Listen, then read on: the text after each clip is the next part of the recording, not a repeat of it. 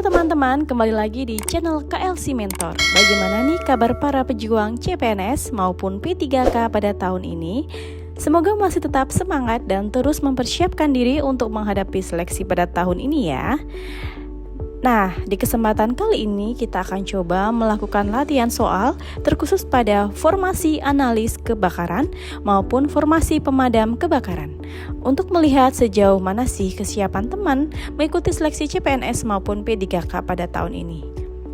Oh iya, sebelum kita mulai, bagi teman-teman yang mau mempersiapkan diri lebih intens, KLC Mentor Team telah menyiapkan beberapa file materi, soal, kuis latihan, maupun tryout berdasarkan tes pada tahun-tahun sebelumnya. Nah, bagi teman-teman yang berminat, silahkan menghubungi nomor admin di kolom deskripsi video. Dan sebagai tambahan, nantinya juga akan dibuatkan grup untuk diskusi serta sharing pengalaman bersama rekan-rekan ASN yang telah lulus.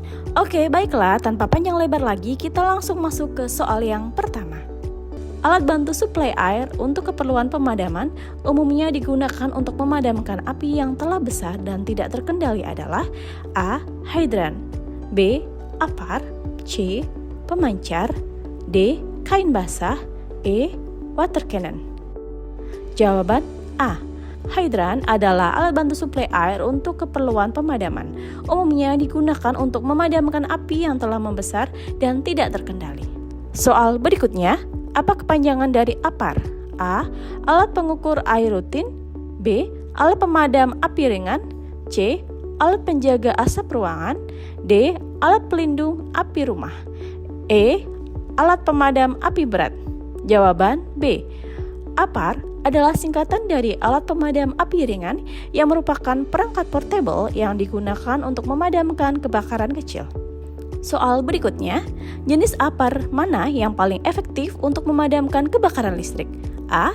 APAR air, B. APAR busa, C. APAR karbon dioksida atau CO2, D. APAR bubuk kimia atau dry powder, E. APAR tepung khusus. Jawaban C. APAR karbon dioksida atau CO2 sangat efektif untuk memadamkan kebakaran yang melibatkan perlengkapan listrik karena CO2 tidak meninggalkan residu dan tidak menghantarkan listrik.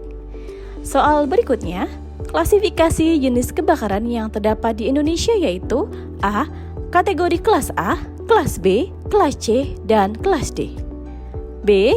Kategori kelas A dan kelas B. C.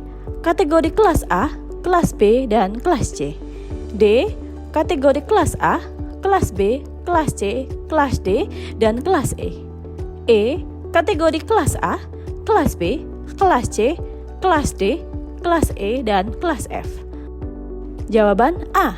Menurut NFPA, kebakaran dapat diklasifikasi menjadi 4 kelas, yaitu kelas A, yaitu kebakaran bahan padat kecuali logam, kelas B, yaitu kebakaran bahan cair dan gas yang mudah terbakar, kelas C, yaitu kebakaran listrik yang bertegangan, serta kelas D, yaitu kebakaran bahan logam.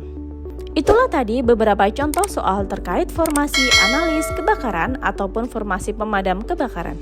Bagi teman-teman yang ingin lebih intens mempersiapkan diri berdasarkan soal terbaru, silakan hubungi nomor yang tertera di kolom deskripsi video. Sekian dan terima kasih, sampai jumpa di video berikutnya.